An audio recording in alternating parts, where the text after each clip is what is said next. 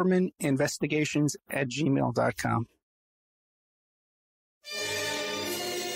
It's the Opperman Report.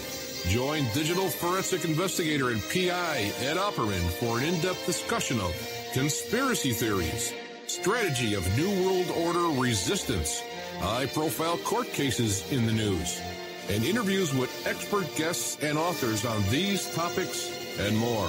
It's the Opperman Report. And now, here is investigator Ed Opperman. Okay, welcome to the Opperman Report. I'm your host, private investigator Ed Opperman, and this show is brought to you by emailrevealer.com. Go to emailrevealer.com, and you can catch your husband or your boyfriend cheating online. You send me their email address, and I trace it back to online dating websites to catch them cheating online.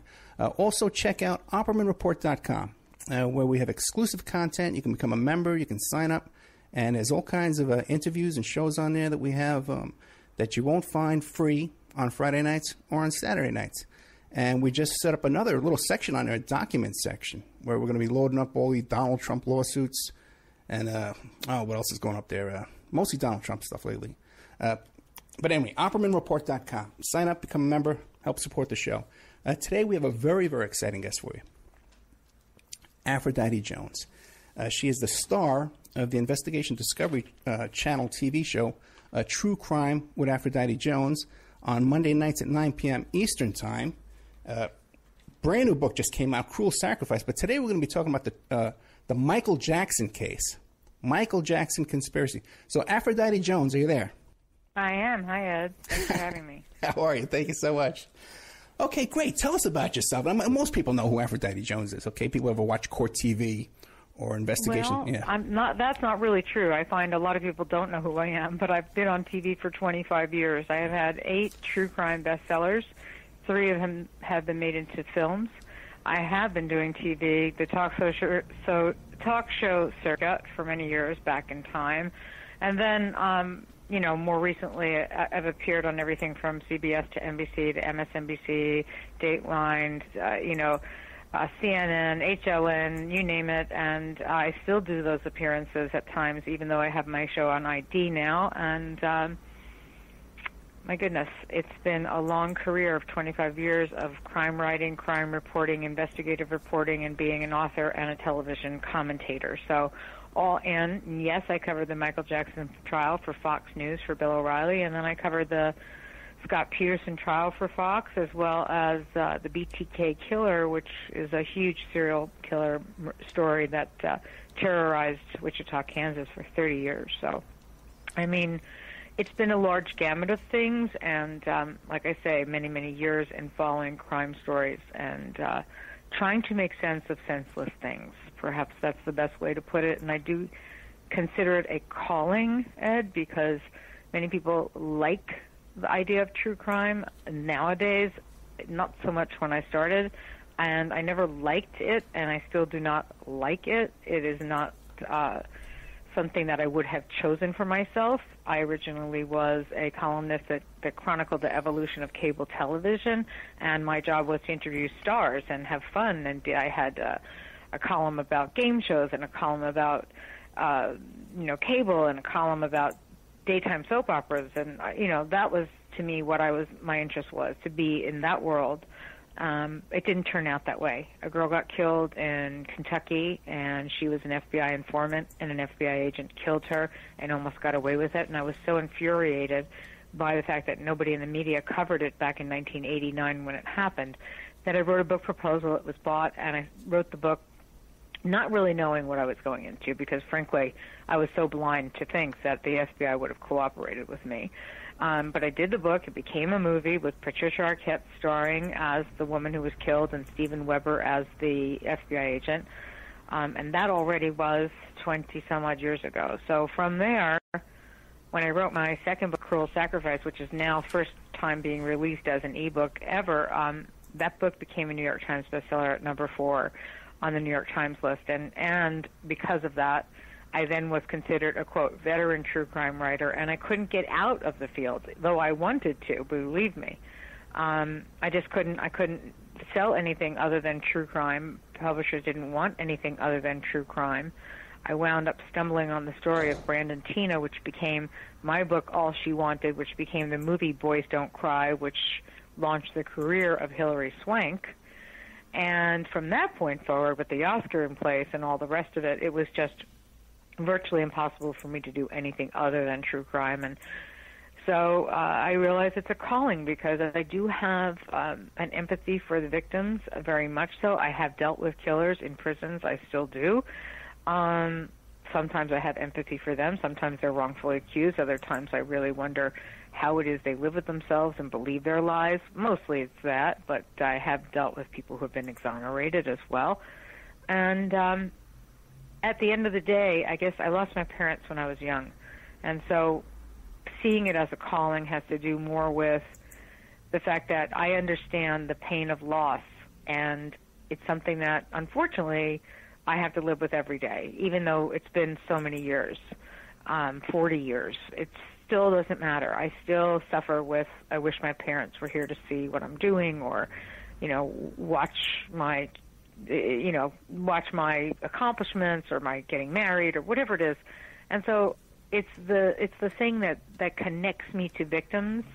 Wait a second. How did you lose your parents? Did I miss something there? They were the crime victims?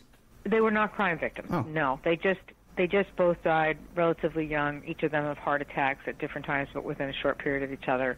And that's just how it was. My mom always had a heart trouble, so she died young, and then my father died not long after. So it was just one of those freak things, because at 17 years old, you don't think that you're going to have no parents, So anyway, it's always stayed with me. It's something I live with, and like I say, it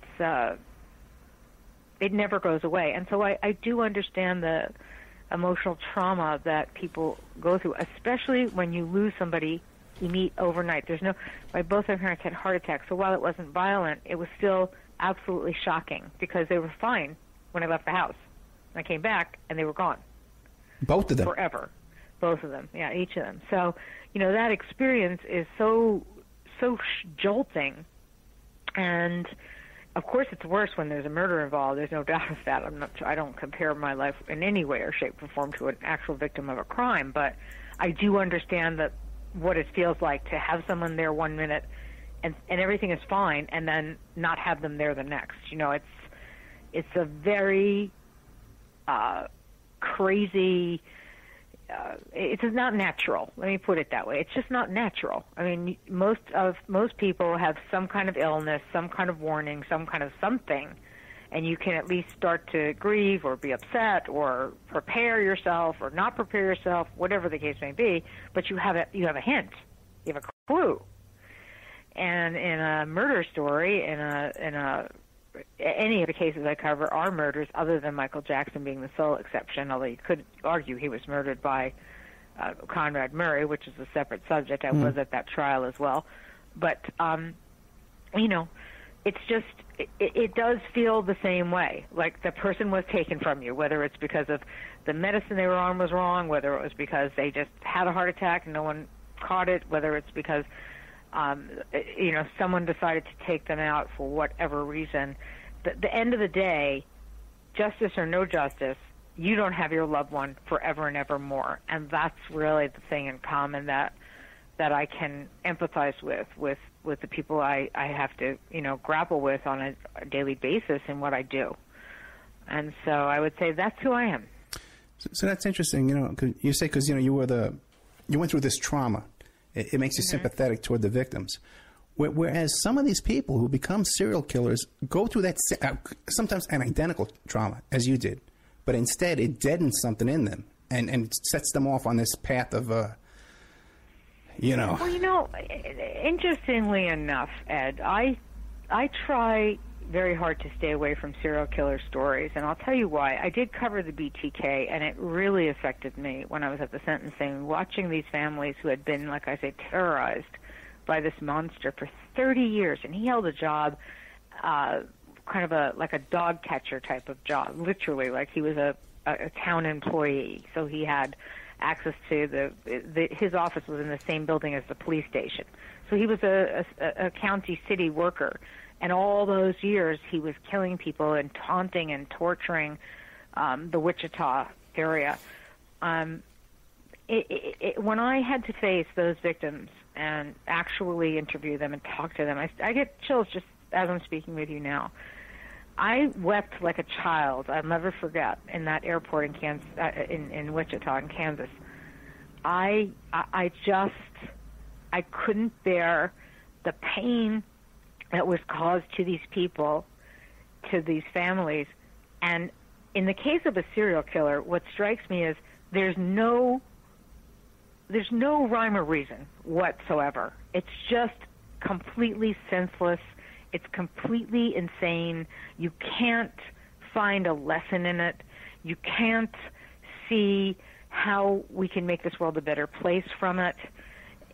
In that case, to me, those people have something off in their genes, in the genetic code. And actually, there have been recent books about the anatomy of a killer that there is proof now that there is a part of the brain that is different in the mind of a killer, any killer, but in particular serial killers, where they don't have any sense of consequence, empathy, sympathy, anything. They just don't. They don't think that way. And their propensity for violence, since they have no sense of consequences, can occur and then escalate, and they enjoy it. And for me, that's not something a road I want to go down, because it's just sickness. It's just a sickness. And to me, those people should be locked up forever and throw away the key. And they usually are. The problem is to catch them. And it's just very, very. I find it frustrating, because there's nothing I can do. In the murder cases I cover, in the books I've written, and in all the episodes I've done, I'm in season 6 now at ID. Each story has a lesson. Whether it's, you should have seen that your sister-in-law was having this trouble and was starting to, maybe you got hints that she was being abused and you didn't realize, you could have made that report. You could have gone to her. You could have done something, like her husband was plotting something, or you knew about an affair and, the girlfriend was jealous. Whatever the case may be, there's always some love triangle. There's always some money angle, greed angle. But if you can start to, actually pay attention to your family and friends, and, rather than turn the other cheek and say, it's not my business, maybe it should become our business, because it's possible you can save someone's life. And, that said, are we going to save everyone's lives? No. But if you saved one life, it would be worth it. And I know people are paying more attention, especially in our era today. I mean, we're living in an era where, it's not okay anymore to just say, let the police handle it. We're all going to just, walk around blindly. I think people are looking over their shoulders a little more, and they should be. I think people realize that the police aren't going to be the panacea to the be-all and the end-all to make their problems go away. And if there's violence and danger around on any level, and this goes across all classes and all races. This isn't just about gang shootings or, ghetto things. This is mostly about middle-class people that, you would never suspect teen girls would murder another teenager, or in the book Cruel Sacrifice, or that teen kids would murder a girl's parents because they are pretending they're vampires, which is another book I wrote, The Embrace. You would never, in Florida, in beautiful Orlando, you would never, ever expect these things to be real, and yet they are. And so it's something that I really, truly is close to my heart. But with a serial killer, to try to answer your question, I don't know what I've studied of them, and I have studied it over the years. There is, other than saying that there's something wrong genetically with them, which goes for any killer, by the way, any sociopath or psychopath has those same traits. But with a serial killer, they still don't know, enough about the brain to say it's this, and this. Whether or not there's a sociological component, I don't think there is. I just think those people are, like I said, sick individuals, and I think also once they've killed one, it's easier to kill another, and it's very, for whatever reason, gratifying to them, satisfying to them.